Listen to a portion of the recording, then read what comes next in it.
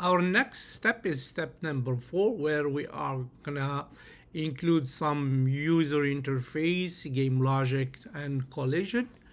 And to do that, we need to create a user interface that's gonna show the score every time the bird passes between the pipes.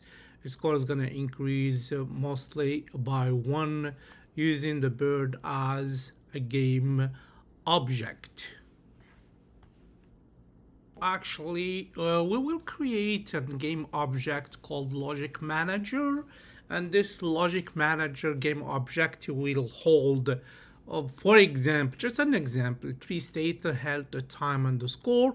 And then what we want to do, we want actually to display this status of the logic manager game object to user interface.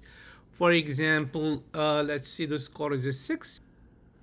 And this is kind of connection between the logic management game object and the user interface. So let's start by making the user interface, and then we're gonna actually consider it as a game object. Right click on the ER key and then go down to user interface and to legacy and click on the text.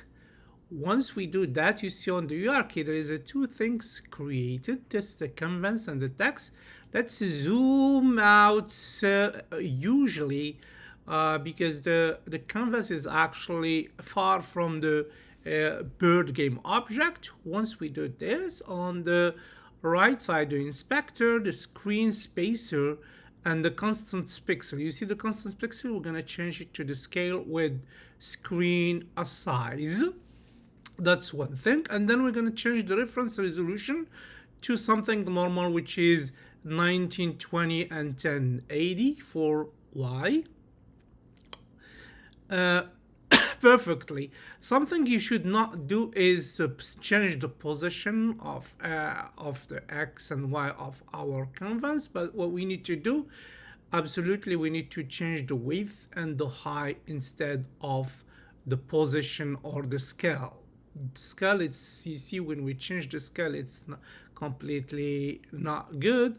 But what we want to do, we want to make like the user interface as a square, for example, changing the width and the height, and then change the text to 0 and then the font to, for example, 300. Then you can add a color if you want. If we click on the game screen, you see that 0 appear. And of course, we can adjust the position of our user interface to one we want it. And then you see 0 is perfectly there. Now what we're gonna do